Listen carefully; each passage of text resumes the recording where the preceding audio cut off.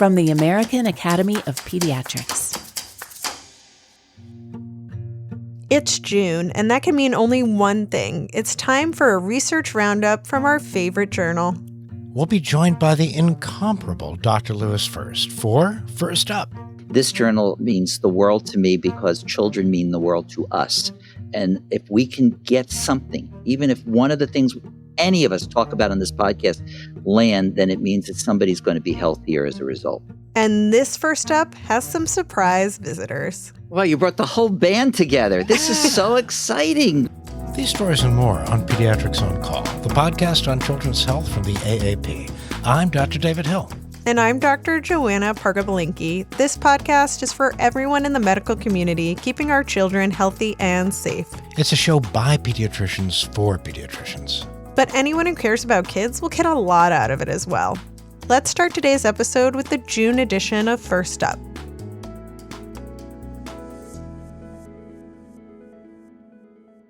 Joanna, do you remember how until recently we always introduced our First Up Research Roundup segments with puns related to the month they were airing? If you are about to bring that practice back, David, I cannot support it. I think our listeners deserve better. Oh, come on, Joanna. I thought we'd be united on this. Okay, that's just no. Honestly, we are never going to be as good as Dr. Lewis First at puns. He is the editor-in-chief of Pediatrics, but he's also the king of puns, and we are mere court jesters. That's true. His appeal really is universal. Let us welcome back to the show, for the 27th time, the king of witty wordplay, Dr. Lewis First. I don't know if this is praise or punishment in terms of how you did this month's introduction, but it is great to be back. I think we did your coronation. Well, there we go. And I mean, June and the June issue of Pediatrics are busting out all over. So what better time to come in and salute summer, salute the journal, than with a little First Up Research Roundup? Well, I love it. And Lewis, with summer just around the corner, I have a question for you as a former camp doctor at Camp Seafarer and Camp Seagull here in North Carolina. Between the bees and the peanut butter, what is the best way to make sure that anaphylaxis doesn't send an unhappy camper to the emergency department? Can you take a shot at this one? Let me inject some health information about camp season, summer, anaphylaxis, because while camps go off in the summer, food allergies and things that cause anaphylaxis occur year-round. And when you bring anaphylaxis into a summer residential camp, well, there could be problems. In fact, you probably don't realize that 33 states have legislation that allows epinephrine, non-identified, in other words, to just give epinephrine and stock it in a summer camp. But that means 17 states do not. And even those that recommend stocking epinephrine, about 30 to 50% of camps in this country still are not stocking autoepinephrine injectors. Why is that? Because they could be expensive, because camps say it's never going to happen. We don't have anybody whose health record says food allergy. And that's where problems can occur, because if anaphylaxis or a food allergy occurs in a residential camp, oftentimes the campers are away. If they brought their auto-injector, they probably haven't taken it on the excursion where they're eating the food or the peanut butter that could cause the problem. So that's why Dr. Carissa Bunk from Children's Hospital, Minnesota, gives us a study in June Pediatrics called Cost Effectiveness Analysis of Undesignated Stock Epinephrine for Anaphylaxis in U.S. Summer Camps. And what Dr. Bunk and colleagues do is they do decision analysis modeling. They came up with a scenario of, let's say we have 10,000 campers spending 1,000 campers a week for 10 weeks in the summer. And what would be the best, most cost-effective, and least costly way to protect children and reduce the chance of anaphylaxis? And they come up with 4 strategies.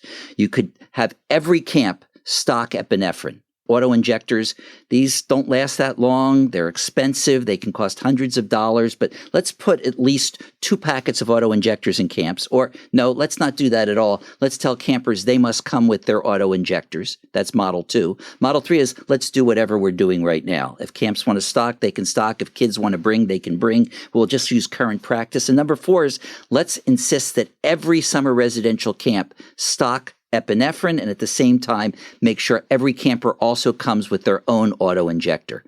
So they ran this model multiple ways. They looked at the prevalence of food allergies. They looked at numbers of campers, the cost of epinephrine. And when the dust settled, best model run many, many times, the majority of the time, is stock epinephrine via auto-injector. It's about $4.33 and provides at least 70 what's called quality adjusted life days, meaning days where there's not going to be a problem. This was the best strategy for cost and cost effectiveness. And when they run it, when you get down to less than 100 campers in a camp, or if you get to the risk of food allergy being about less than 0.4%, it's normally about 2.5% to up to 15%, that's when you start to say, well, maybe we shouldn't do the auto-injector. Maybe at that point we should move over to do the individuals bringing their auto-injectors instead. And in fact, if you go the other way, if the cost of epinephrine were to go down, and if the prevalence of food allergies were to go way up, the strategy would move over to saying we need both stock epinephrine and individual epinephrine to reduce the number of kids who may experience anaphylaxis. Why is this article so important? It's important because, first of all, you can think about the kids in your practice that you're sending to camp and find out what those camps are. Do they allow auto-injectors? If they don't, the backup plan is have the kids go with their individual epinephrine. But what if there's a camp nurse? The camp nurse might draw up the epinephrine, saving cost on epinephrine, and maybe they have intranasal epinephrine, which is also lasts longer, a little more expensive, but over 3 years, that's a better deal. What I love about this study is you can sort of make your own adventure. Look at the modeling and decide what would be the best strategy for the children you're sending to camp and the camps they're going to. The other reason I like this article is saying we shouldn't wait for anaphylaxis to occur, but it is our job to make sure that the camps we're sending our kids to know how to recognize signs of food allergy or the first signs of a bee sting, to make sure that we are also calling to action. And if you're in a state where they have not allowed auto-injector epinephrine to be used where it's non-designated, it is used in 50 states in all schools now, but we haven't gotten it into camps or non-school areas, this is a chance to go to your legislature and say, why not, when it's the most cost-effective strategy and way to go, given the epidemiology of food allergy, anaphylaxis, the cost of the drug, etc. So it reminds us of the importance of prevention, as well as making sure the staff knows how to do this and what's the most cost-effective strategy. In fact, we want camp to be a breeze and not a wheeze. So that's why I think this is a terrific article for people to get ready for the summer and think about stocking epinephrine. It's one other thing, too. We could get the rest of those states on board to get epinephrine legislated to be used as a non-designated entity in non-school settings. We've done it for schools. Look at automated external defibrillators, AEDs. Initially, we weren't stocking them everywhere. Now schools have them. Now we have them in many, many settings. We can do the same thing with getting epinephrine out to the non-school areas. And I hope we do. And Louis, my youngest Zelda won't be going to camp, but she's still going to have an exciting summer, learning all sorts of new things like how to talk. And she's steadily picking up on new words, but not as fast as my other kids. And I wonder, her nanny only speaks to her in Spanish and we speak to her mostly in English. And that's different from my older children. I keep wondering if learning 2 different languages influences her language development.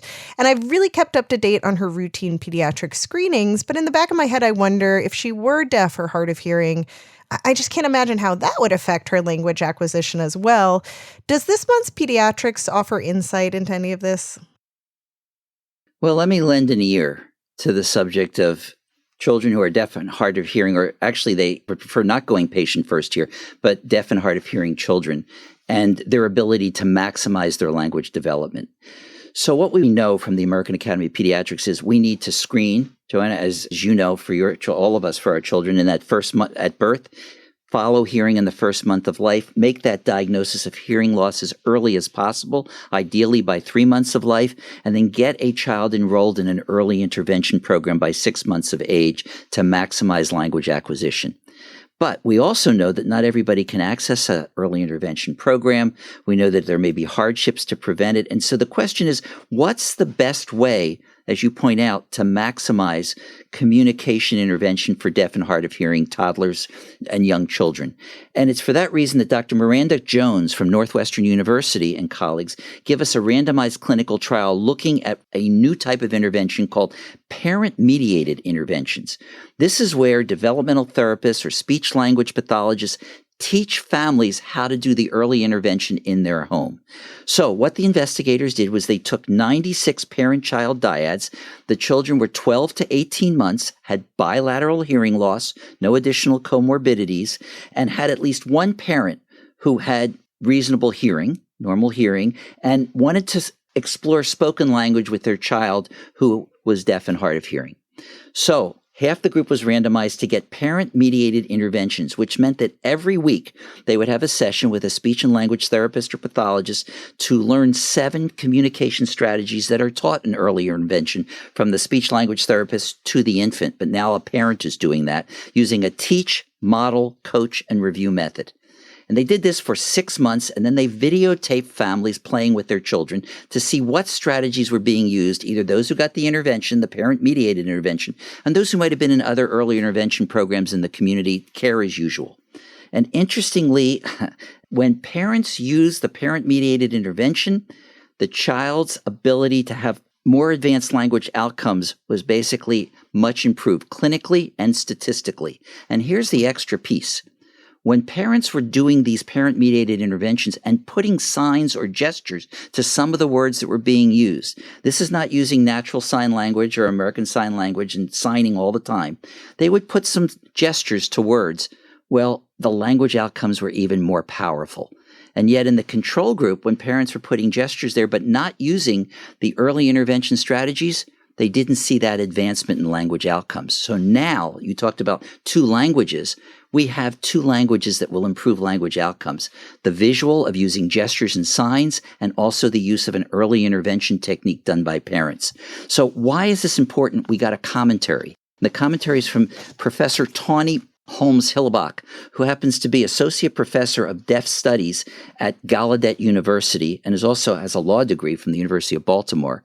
And Professor Hillebach basically celebrates this study because it points out the positive impact of sign language exposure using parent-mediated intervention strategies plus the signing. And by the way, they stratify groups by even types of hearing device used. So if they're saying, well, with a cochlear implant, we don't need to use signing, actually, there was a benefit for the kids who had cochlear implants compared to controls, as much as other hearing devices as well.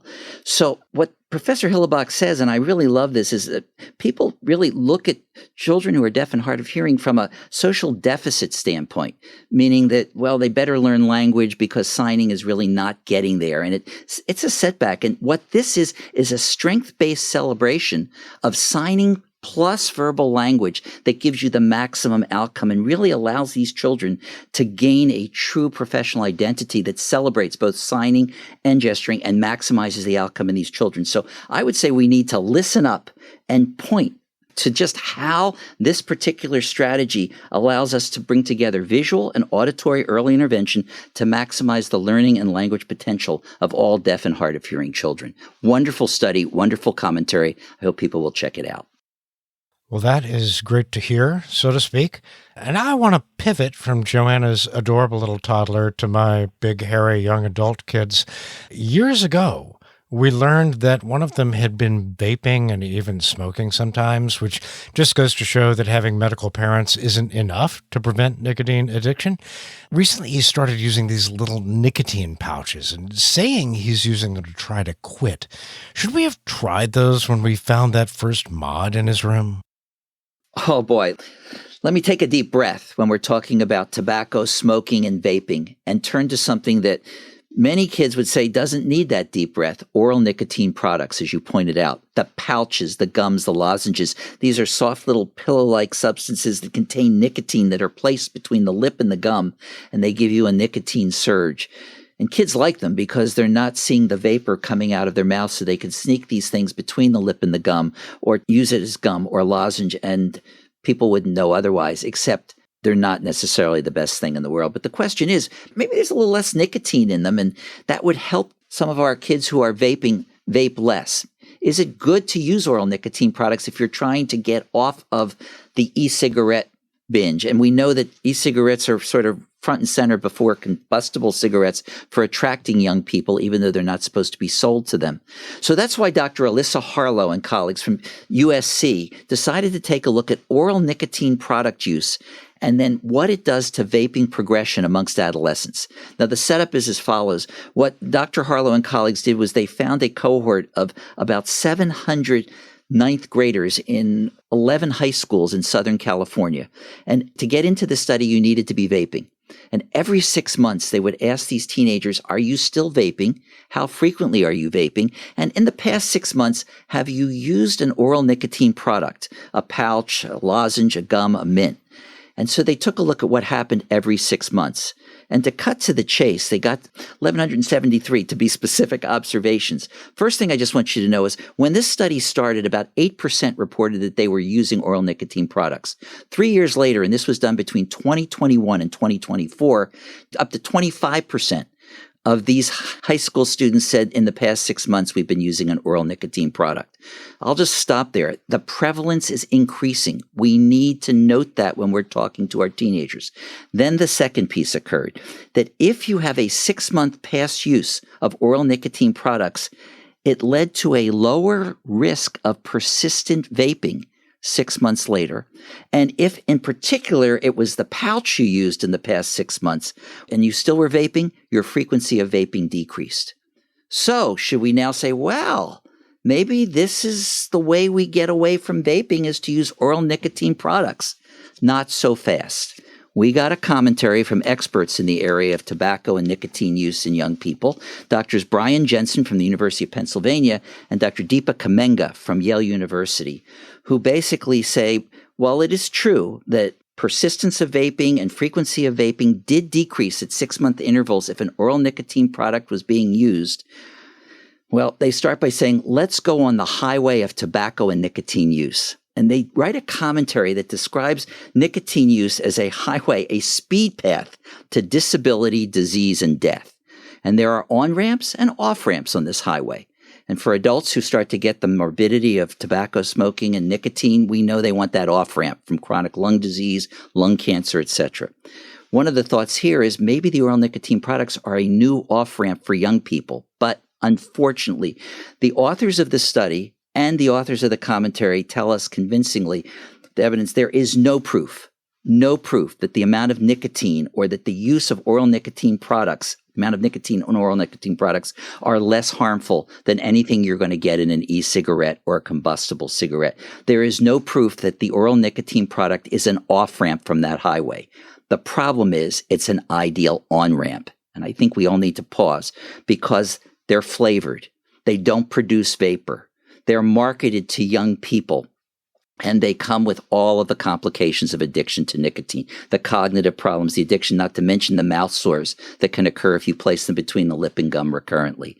So the bottom line is that they say is any tobacco and nicotine product is still unsafe, even if you see some improvement here. And so what we need to do is, first of all, find better ways, as they point out in the commentary, to develop better off-ramps to get people off of these. But most importantly, we shouldn't be building the on-ramp, which means that as pediatricians, as concerned family members, as members of the community, we need to understand the seriousness of these oral nicotine products that are gaining in popularity and do everything we can to take away the on-ramps, to basically make these things not be something that teens say it's an easy way to stop vaping because they're still going to cause the problems up the road that we really do not want to see. So we need to advocate, push the legislation, set the restrictions in place, better cessation techniques, and certainly we still need stronger requirements to get these oral nicotine products just as off the market as we can for some of the vaping products. An important study, an important commentary,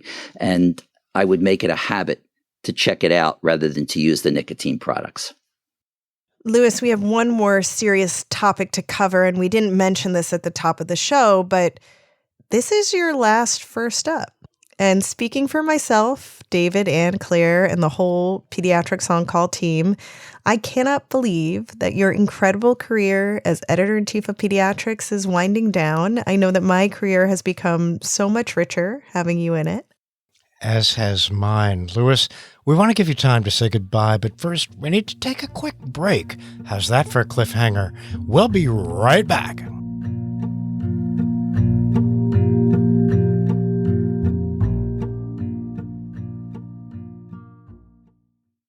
And we're back. It's time for Lewis to say so long, farewell.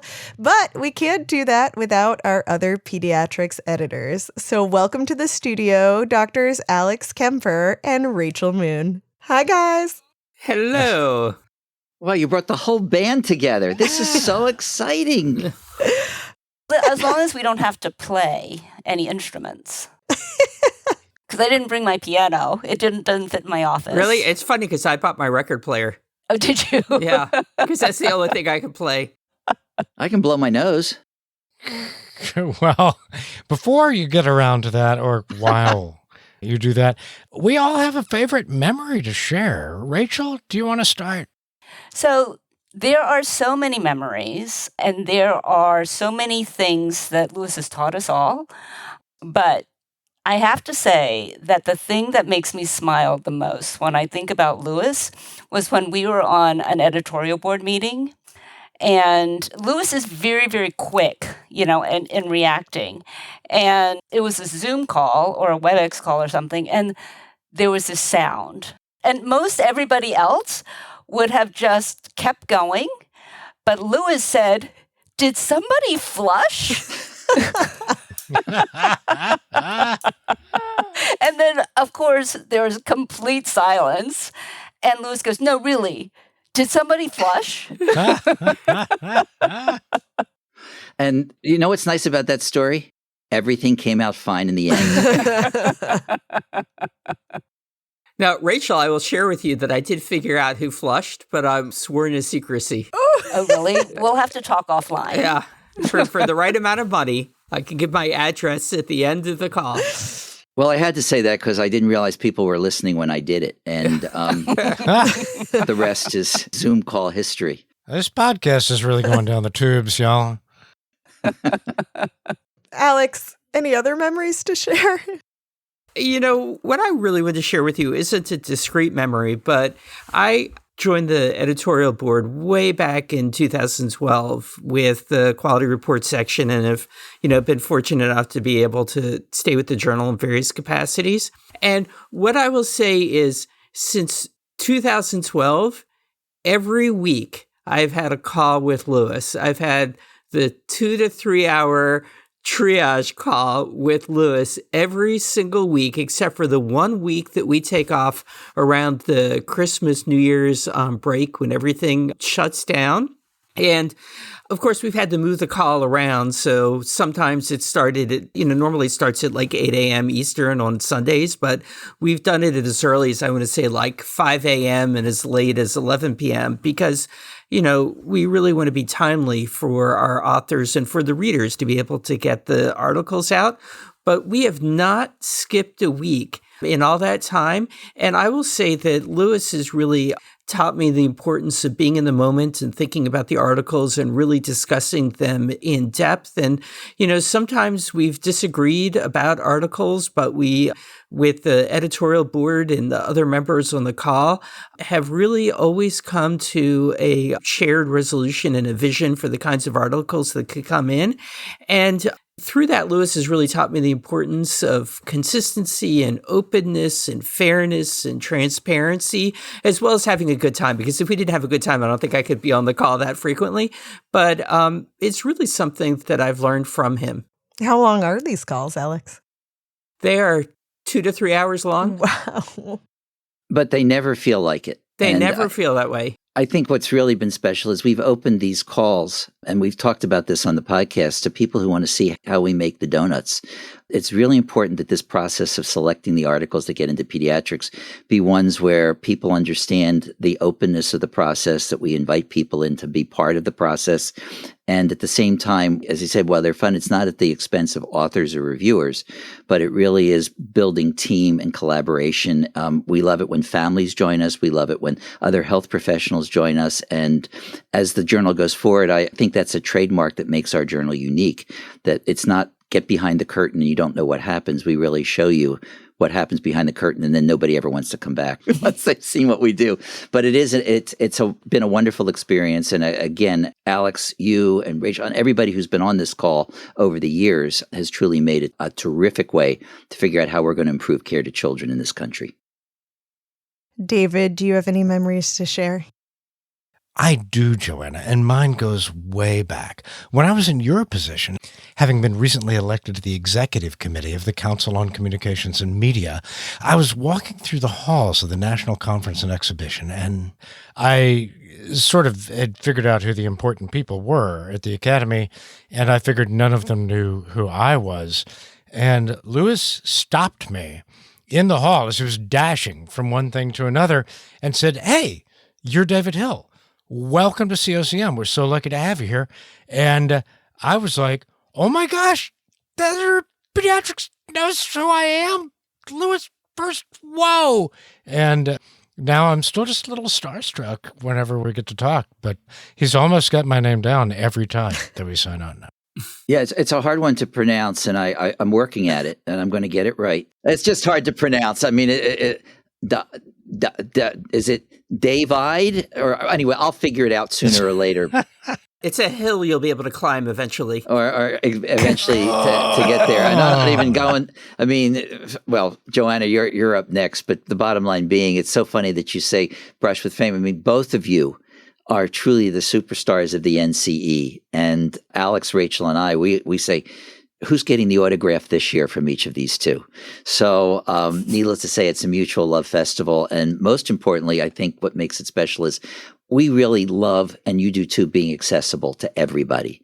The fact that when we're at these meetings, the most fun is meeting people and saying thank you, whether it's listening to the podcast, reading an article. It's just, this is what we need right now in pediatrics, is the ability to be human, to have some fun, but also to recognize the seriousness of our mission and what we need to accomplish together. We need the audio, we need the print, we need the visual. We put it all together, and you get the wacky band of people who right now are on this podcast. So, Joanna, what is your memory? I first met Lewis on the podcast. So getting, and talk about intimidating. It's like, all right, you're going to host Lewis First, the editor-in-chief, for his own segment that's named after him. Good luck. And I was like, oh, this is going to go great. But it did, because Lewis is so genuine and kind and welcoming and wanting you to speak and wanting to learn about you. I mean, I think he asked me more questions than I asked him off the record on that interview day. And since it's like, I'll text family members and stuff and expect a response if I do in a week or whatever. But if I contact Lewis, he's there, he responds, he listens to all my wacky career ideas. He is supportive of them. And I just remembered too, it was like after we did the first episode with Lewis, he was like, listen, I know the head of your whole hospital, and I'm just going to email him how great you are. And I was like, no, you're not. That's not true. I was never going to hold him to it. I was like, that was a really nice thought that he would even think of doing that. But he did. And then the head of my whole hospital emailed me this very sweet email being like, Dr. Lewis First thinks the world of you. And I'm crying a little bit thinking about it, because who supports you like that in your career, to meet you, to really get to know you, and then to reach out to the person who's the boss of bosses of the place where you work. So thank you, Lewis. I will continue to reach out to you. Well, and vice versa to all of you. I think for the listeners, they need to understand that my having this last podcast is just like everything else. My time with the journal, you sign a contract and you spend that time. But it's important too in our field to move on and to have others come in and experience what we have all experienced together, moving the journal over the past couple of years that I've had the opportunity to drive to it. So this is not something where I'm taking my toys and going home. I fully expect, and I'm sure we'll talk about the new team that will be leading the effort at Pediatrics. And it's truly a team just like it is at Pediatrics on Call. But Alex Kemper will become editor-in-chief on July, which is why this is my last podcast.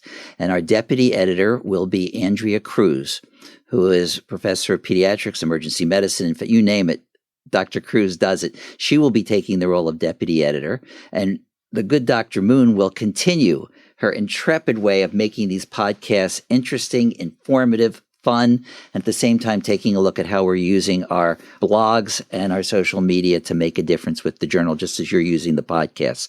So the team is going to stay together. I will just be backing away from the podcast to give Dr. Cruz some airtime. And as I said, this journal means the world to me because children mean the world to us. And if we can get something, even if one of the things, any of us talk about on this podcast land, then it means that somebody's going to be healthier as a result. But if I was going to wrap up this month's segment, I always, as you know, like to say, if it's not a pun, if words will not convince you what Pediatrics on Call has meant to all of us at Pediatrics, and certainly to me, maybe a song to play me out by myself. We'll do that with no accompaniment. But since, Joanna, you brought up little Sound of Mucus, Sound of Music analogy, I thought I would take the song My Favorite Things. And for Rachel and Alex, I'm quickly scrambling because I got you in this too, which I think will work out just fine. So without further ado, here's a little salute to Pediatrics on Call. And I would just want to thank you on behalf of our journal for giving us this slot. And it will continue each month to show you how we work together to bring articles that will change how we practice. So here we go. Since 2020, it's really been great to help all your listeners stay up to date. I've talked about studies, some big and some small. Thanks for giving me time on Pediatrics on Call. David and Joanna, what you do is the best. Your puns are first rate and put me to the test. You make it so easy for me to tell all. I'll miss being a guest on Pediatrics on Call.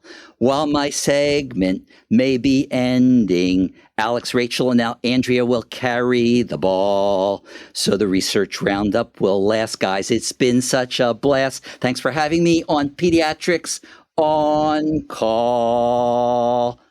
There it is. Thank you guys so much. I'll be listening. I'll be reading. I'll be watching. You name it. I'll be there behind the scenes, making sure we're doing what needs to be done to help the children in this country and around the world. Thank you to Pediatrics on Call for giving our journal the slot that it gets and for allowing us to bring the knowledge together and make a difference. And thank you for tying it up with a string. Dr. Lewis, first, appreciate you talking to us today, singing for us today, and we cannot wait to welcome you back on a different type of segment. So does this mean we're pun and done? Well, you're giving the first the last word or something like that. I think we're never done because we have too much to do to continue to help the children in this country and around the world. So on to the next month's Pediatrics on Call. And who's got July? I think Dr. Moon, you have it. Maybe Rachel, me? you have Maybe me? Well, let me just tell you, there's going to be a fireworks of great articles coming in July, so don't miss that one either. And Alex, August will be good too. And don't forget to read the articles we talked about today at aap.org/podcast.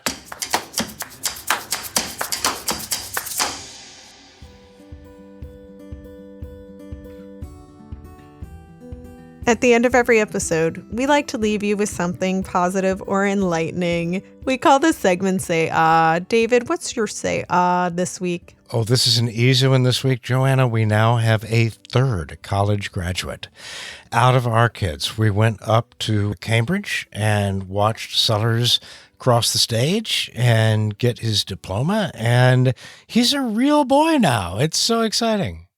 That is so wonderful to hear. Also, because I actually really remember my time graduating from the same college as your son. So I'm really excited for you both. And you guys know how to whoop it up. Yeah. My Say is about, I did have a book published, the baby bonding book, Connecting with Your Newborn.